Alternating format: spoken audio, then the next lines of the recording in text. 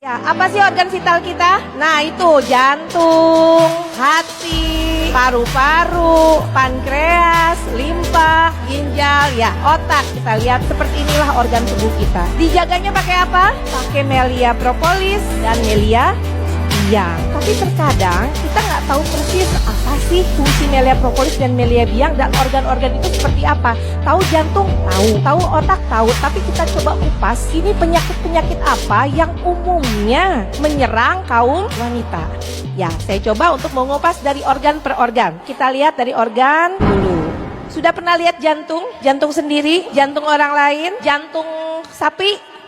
Nah, seperti ini nih organ jantung kita. Itu yang warnanya biru sama merah, itu adalah pembuluh darah khusus yang memperdarahi jantung. Jantung ini adalah pompa yang memompa darah ke seluruh tubuh kita. Nah, jantung sendiri diperdarahi oleh arteri koroner ini yang warna biru, yang warna merah. Apa penyakit yang paling sering menyerang kaum wanita? Sekarang sudah tidak mengenal umur ya. Dulu tuh yang serangan jantung tuh yang nenek-nenek, kakek-kakek. Tapi tambah ke sini, adik-adik semua, ibu-ibu semua, yang sakit jantung, serangan jantung itu usianya tambah lama tambah muda.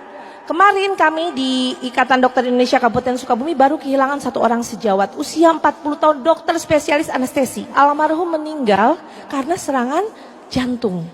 Ada satu jenis penyakit jantung yang kita harus waspadai yang dinamanya adalah STEMI. STEMI itu singkatan bahasa Inggris. ST elevation myocardial infarct. Mohon maaf kalau nggak jelas tulisannya ya, nggak apa-apa. Tapi namanya STEMI. Ini sejenis serangan jantung. Bisa terlihat kalau kita di EKG. Nanti di situ ada gambaran EKG di mana ada segmen ST yang meninggi. Ini biasanya terjadi. Nah, sedikit saya mendekati gambar. Ini adalah arteri kita.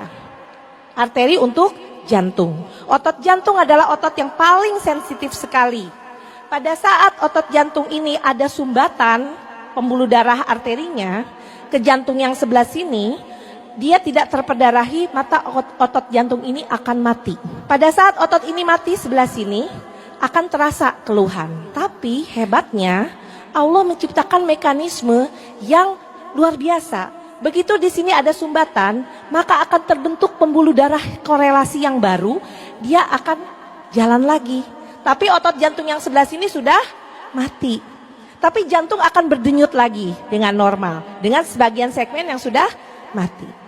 Kita konsumsi lagi lemak segala macam, nggak minum propolis, nggak minum Melia biang, ada lagi trombus sumbatan lagi sebelah sini, sesek lagi nafasnya, mati lagi otot jantung sebelah sini. Kita nyeri dada, nggak lama kemudian terbentuk lagi pembuluh darah kolateral, jantungnya berdenyut lagi. Tambah lama otot jantung yang matinya tambah banyak. Pada satu ketika, pada serangan yang paling final, tertutup semua, otot jantung sudah nol, tidak ada lagi yang hidup. Maka disitulah yang terjadi yang namanya serangan jantung. Nah, kondisi ini adalah kondisi darurat medis yang katanya suka sering tidak tertolong seperti sejawat saya tadi. Karena proses yang disebut arteriosklerosis. Nah, apa saja ciri-cirinya? Pertama, diklik. Nah, keluhan klasiknya adalah kita kalau di sinetron suka lihat ya. Begitu anaknya ngelawan orang tuanya langsung aduh gitu ya. Nah, apa sih yang dirasakan adalah nyeri dada kiri. Nyeri dada kirinya ini dia menjalar ke lengan kiri, ke rahang, ya sampai ke punggung belakang dan berlangsung kurang lebih 20 menit. Kemudian terasa sesak nafas. Dilanjutkan dengan adanya pusing. Selanjutnya kadang-kadang ada mual dan muntah. Kemudian ada juga keringat dingin. Ya, walaupun suhu udaranya ini panas, dia keringat dingin sampai basah bajunya. Kemudian selanjutnya adalah terasa jantung yang berdebar-debar. Cuman terkadang kalau kita lihat nih, ada sesak napas, pusing, muntah, keringat dingin, kita suka rancu kalau itu adalah gejala sakit mah. Ya, hati-hati pada ibu-ibu, kaum wanita, ya kalau ada gejala-gejala seperti ini, lebih baik jangan menunda-nunda. Sama dengan sejawat saya yang tadi, keluhannya sakit gigi, ya sakit gigi yang bertahun-tahun, sampai kalau udah saking sakitnya sampai jantung berdebar.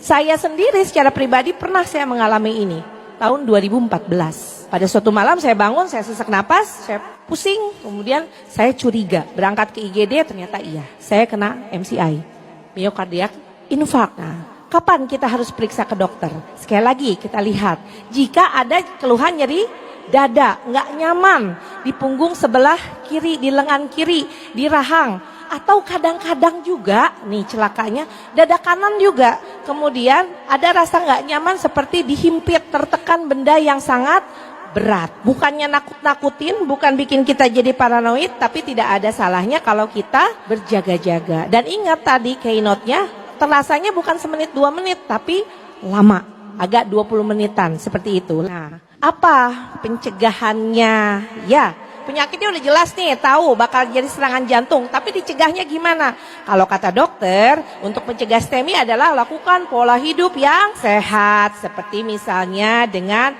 menghindari makanan tinggi karbohidrat dan lemak, kemudian menghindari konsumsi alkohol, kemudian berhenti merokok. Ada yang merokok di sini? Kemudian meningkatkan aktivitas fisik, misalnya dengan olahraga rutin, tapi ini untuk yang masih muda, masih sehat, masih ceria. Kalau sudah usia di atas 40-45 tahun, aerobik sudah tidak direkomendasikan. Kalau kita usia di atas 30 tahun mau olahraga, lebih baik konsultasi dulu sama dokter.